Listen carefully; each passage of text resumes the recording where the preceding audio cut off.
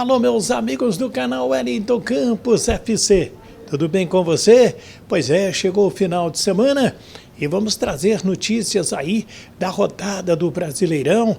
Vem aí Vasco e Bragantino, Bragantino com problemas, Vasco também com vários desfalques, todos os ingressos vendidos e dois jogadores que a galera gostaria de ver juntos podem começar jogando. Vamos falar sobre este tema também. Vamos ficar aí em cima do campo e bola. E tem uma informação de um torcedor do Vasco que foi condenado a 10 anos de prisão. Vou explicar toda essa situação, vamos falar da rodada, vamos falar também das eliminatórias da Copa do Mundo. Tá assim de notícias para você curtir, né? Você gosta de trazer notícias, que a gente traga notícias, e tem um monte de abraços com as cidades para a gente registrar daqui a pouquinho. Antes, aquele pedido, se inscreva no nosso canal Wellington Campos FC, tá passando tudo aqui embaixo, paga nada não. 0800, mas Wellington, para que eu me inscrevo? É para aumentar o número de inscritos, dar aquela força para o nosso canal crescer, e a gente quer chegar a 100 mil inscritos, é isso que a gente está procurando, buscando, e queremos de todas as maneiras que você nos ajude também e passe o nosso link também para outras pessoas. Roda a vinheta!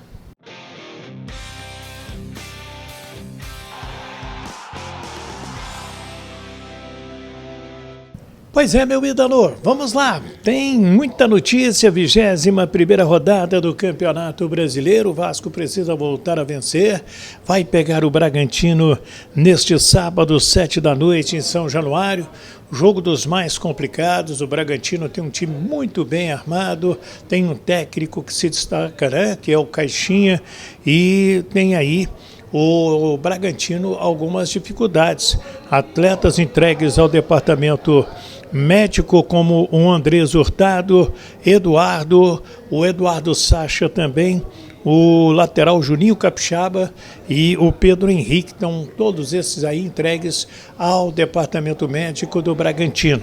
Então o time de Bragança pode ter esses desfalques aí. Pelo lado do Vasco, estão fora o Lucas Piton, vai ser preservado para o jogo com o Atlético Goianiense, né? Tá aí com desgaste físico, e para evitar que não estoure e que ele tenha problemas e fique fora, vai ser preservado. O jogo é terça-feira em São Januário, 9h45. Ficam fora também Matheus, Paulo Henrique e David, que estão suspensos pelo terceiro cartão amarelo. E Felipe Coutinho e Dimitri Payet estão treinando juntos, Coutinho no meio, Payet mais à frente, junto com o Verratti e também o Adson, e pode ser essa formação ali de meio e de ataque do técnico Rafael Paiva. Uma provável escalação do Vasco para o jogo deste sábado: Léo Jardim no gol, Puma Rodrigues entrando na direita no lugar do Paulo Henrique, que completou 50 jogos com a camisa do Vasco, Maicon voltando, ou então Rojas tem entrado bem, Léo e Vitor Luiz. A gente lembra que o João Vitor segue no departamento médico, Hugo Moura, aí tem dúvidas, né? Esforça, pode ser o Souza começando, pode ser também o JP ali no meio campo, e mais o Felipe Coutinho. Adson, Verratti e Payet, passa por aí a escalação do Vasco para o jogo com o Bragantino. A torcida vai ser fundamental, empurrar a equipe para mais uma vitória dentro do campo e 3 pontos preciosos neste momento do Brasileirão. O gramado de São Januário ganhou um tratamento especial. O último jogo foi no dia 10 de junho, ou melhor, 10 de julho. Né? Então já tem quase um mês que o Vasco não joga em São Januário. Teve que fazer vários jogos fora de casa, mas, por outro lado, o gramado melhorou bastante. Ingressos esgotados desde a semana passada. Sei que tem muita gente procurando ingressos e, neste momento, não tem ingressos nem para amanhã, sábado, contra o Bragantino, nem para terça-feira contra o Atlético Goianiense, a não ser que um ou outro tenha a desistência. E uma notícia envolvendo a justiça, o torcedor vascaíno, Naoiro de Lira Tamura, ele foi condenado a 10 anos de prisão. Ele está envolvido naquela briga na Arena Joinville, no jogo com o Atlético Paranaense, em 2013, e foi acusado de tentar matar um torcedor do Atlético Paranaense.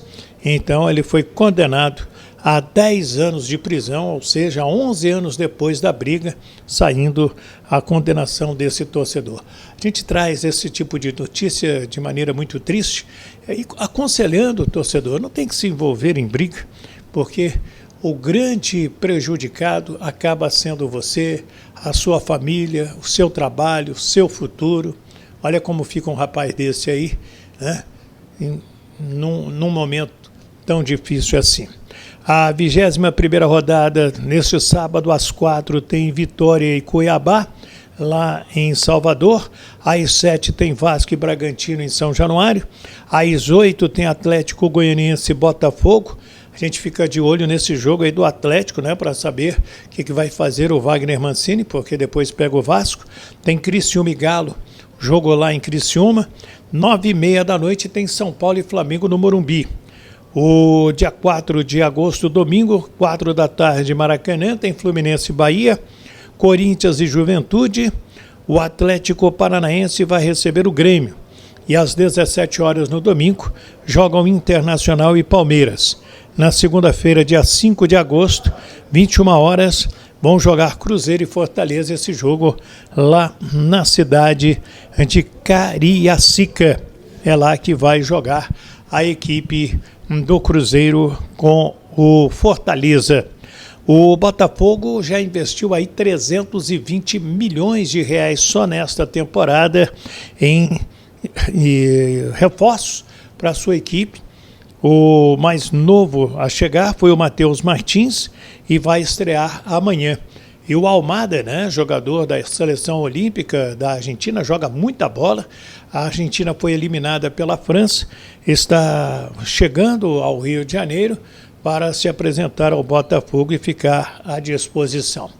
Eliminatórias da Copa do Mundo, Brasil e Equador vão jogar no Couto Pereira no dia 6 de setembro, sexta-feira, 21h45. O Brasil volta a jogar em Curitiba 21 anos depois. O último jogo foi lá no Pinheirão. Quem se recorda do Pinheirão aí? E na rodada de número 8, 21 horas no dia 10 de setembro, terça-feira, Paraguai e Brasil jogando em Assunção, no Paraguai. A Argentina lidera 15 pontos, Uruguai tem 13, em terceiro Colômbia 12, em quarto Venezuela com 9, em quinto Equador 8, em sexto Brasil com 7 pontos. A seleção do Dorival Júnior precisa voltar a vencer nas eliminatórias, é a estreia dele em eliminatórias para ajudar a seleção brasileira. Já que eu falei em seleção, deixa eu trazer aí o técnico Arthur Elias fazendo uma avaliação. Ele até pediu aí a reconsideração de alguns críticos com a seleção feminina, que joga neste sábado com a França, quartas de final, e ali analisa os jogos que a seleção brasileira teve até agora. Se formos analisar profundamente os nossos adversários, como é meu dever, e do grupo de profissionais que está aqui, das atletas, nós enfrentamos uma seleção da Nigéria que não perdia 15 jogos oficiais, uma seleção da Nigéria que fez uma Copa do Mundo sem tomar gols em 3 jogos, que foi até a disputa de pênalti contra a Inglaterra, vice-campeã, que era uma das favoritas. Então uma seleção muito dura, né, para um primeiro confronto ainda como foi, e a gente conseguiu ser uma seleção que teve um pouco mais de chances claras do que a Nigéria, que tirou profundidade, o ponto forte, que venceu o jogo, estreou vencendo, que era muito importante, que nos deu a classificação, né? Um segundo jogo muito franco contra o Japão é uma excelente seleção, uma seleção que teve 2 pênaltis a seu favor, podemos até discutir o segundo, né? Mas independente disso, um segundo jogo que a gente estava com a classificação na mão, né? Até os 90 minutos, 91 minutos, e aí ocorreu sim momentos ali de muita instabilidade da equipe e onde as atletas não conseguiram cumprir um plano que a gente tinha para esse final de jogo, e a gente cobrou, né? Eu, enquanto treinador, cobrei muito elas. Acho que todo o processo ele é de aprendizado, isso não poderia acontecer. Todo mundo reconheceu isso. Todos os atletas que deram entrevista, todos, né, reconhecem que a gente fez um final de jogo com o Japão muito ruim, mas enfrentando uma equipe forte como a do Japão, e podendo, né, ter classificado já no segundo jogo, não foi um desempenho, né, como a Ana tem colocado. E contra a Espanha, aconteceu um primeiro tempo com um plano de jogo diferente do que vocês estão acostumados a seleção brasileira, a ver na seleção brasileira no meu comando, mas um plano de jogo que funcionou no primeiro tempo inteiro, no sentido do resultado que a gente precisava para nos classificar. A seleção empatando classificava. Depois, como o jogo foi, a seleção também, nós tínhamos muita consciência de que o placar até 2 gols, né, contra, a gente só dependia de uma vitória simples da Austrália, dos Estados Unidos sobre a Austrália, que era um resultado muito normal, né, e aconteceu. E também ainda com uma outra possibilidade no outro grupo, né? Uma classificação que a gente classificou por um mérito próprio, não foi pelo Canadá ter sido suspenso, nada a ver com isso. É uma competição muito dura, que são 12 grandes seleções que vêm aqui competir, defender o seu país, e classificaram as 8 melhores, as que fizeram a campanha em pontos, independente da situação de punição do Canadá. O próprio Canadá classificou, né? Então classificaram as 8 melhores por mérito, né? E o mata-mata é uma outra história. E o jogo da Espanha, depois no segundo tempo, pela, né, expulsão, uma jogadora a menos, você enfrentar uma equipe espanhola que tem atletas tão vencedoras, com tanta qualidade, uma seleção que também é minha obrigação aqui passar algumas informações que passam, na análise parece que passam desapercebidas, mas que ganhou da Espanha, a Espanha ganhou da França, que é o nosso próximo adversário, por exemplo, de 2-0. O mesmo placar, com a França jogando com 11 o tempo inteiro. Nós jogamos com 11 os 45 minutos, mais os 20 de acréscimo, mais os 7 de acréscimo. Jogamos mais de 70 minutos contra a seleção espanhola, que é a melhor do mundo.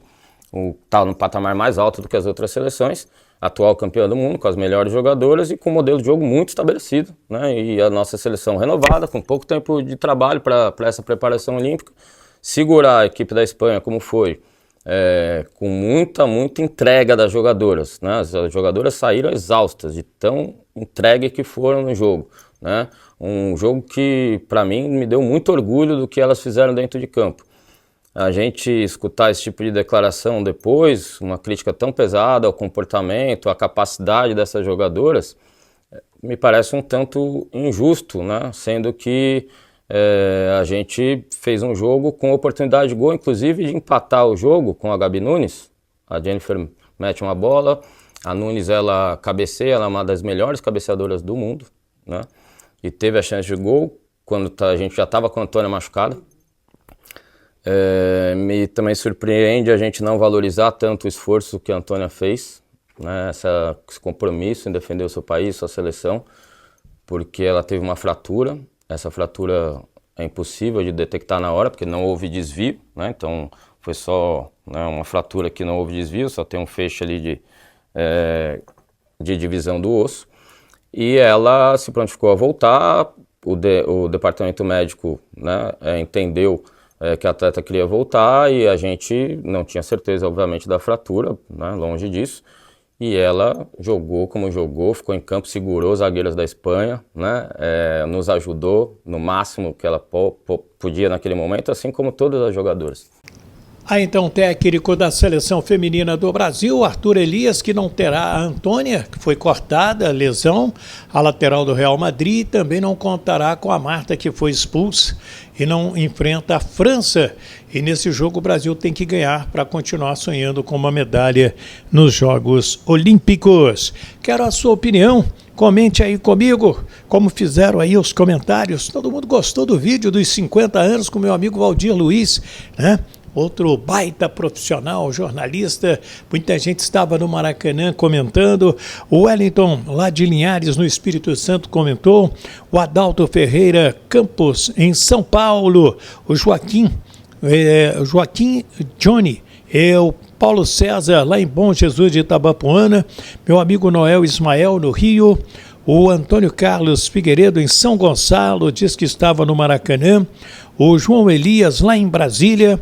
o Márcio Amaral Pimentel, João Geraldo, ele está em Arraial Novo, em Bom Jesus de Itabapuana, Alice Melo, Hermes Ferreira, lá em Petrópolis, o Braz Alencar, na cidade de Dona Eusébia, em Minas Gerais, o Robson Lemos, em Jequié, na Bahia, meu amigo Marco Antônio Ferreira. Também mandar um abraço para Carangola. A pessoa mandou uma mensagem, mas não mandou o nome. Então estou registrando aqui Carangola, Minas Gerais. O Gilberto Matos tem 70 anos, diz que estava lá no Maracanã, se recorda do gol do Jorginho Carvoeiro. O Eudes Lopes, Paulo Silva, soldador, está lá na Espanha, na Europa.